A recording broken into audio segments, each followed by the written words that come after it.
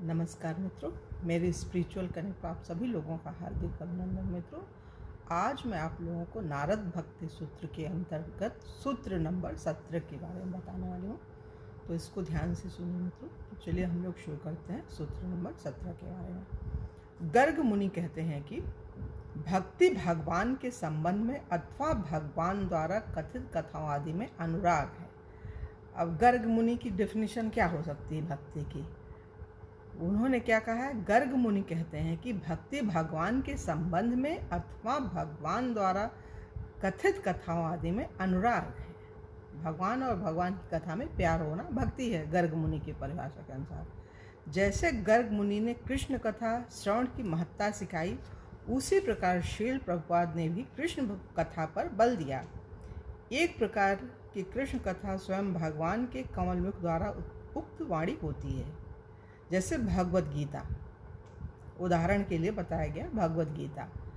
भगवान चैतन्य महाप्रभु कहते थे कि हमें प्रत्येक मिलने वाले से कृष्ण की वाणी, कृष्ण उपदेश दोहरानी चाहिए।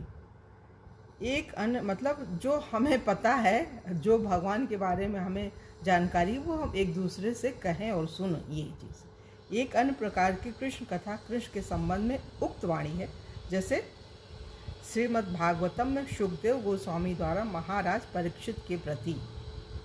शुकदेव सारे 12 स्कंधों में सर्वत्र भगवान के विभिन्न अवतारों की अद्भुत लीलाओं के संबंध में चर्चा करते हैं।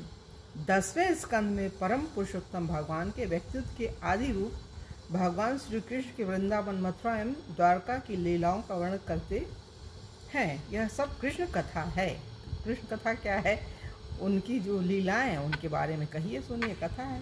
यह शुद्ध भक्तों का लक्षण है कि वे केवल दिव्य विषयों पर ही चर्चा करते हैं।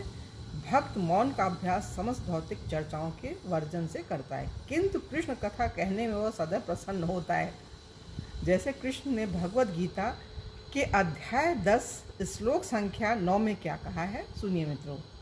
मेरे शुद्ध भक्तों के विचार मुझ में रहते हैं। भगवान बोलते हैं, मेरे शुद्ध भक्तों के विचार मुझ में रहते हैं, उनके जीवन मेरी सेवा में पूर्णतया समर्पित रहते हैं एवं वे एक दूसरे को उद्दत करते हुए तथा मेरी कथाएं कहते हुए महान तृप्ति तथा आनंद का अनुभव करते हैं।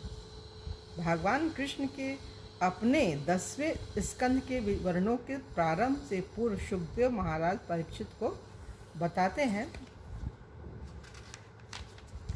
भौतिक कामनाओं से निवृत्त व्यक्तियों द्वारा कथित भगवान के वर्णन बारंबार जन्म मरणशील बद्ध जीव हेतु उपयुक्त औषधि है एवं वे मन तथा कान में प्रफुल्लित करते हैं। मन तथा कान को प्रफुल्लित करते हैं उनकी जो कथाएं हैं भगवान की। अतः कौन ऐसे भगवत गुणानुवाद को सुनना छोड़ेगा, सिवाय उसके जो कि कसाई हो अथवा स्वयं का ही हत्यारा हो।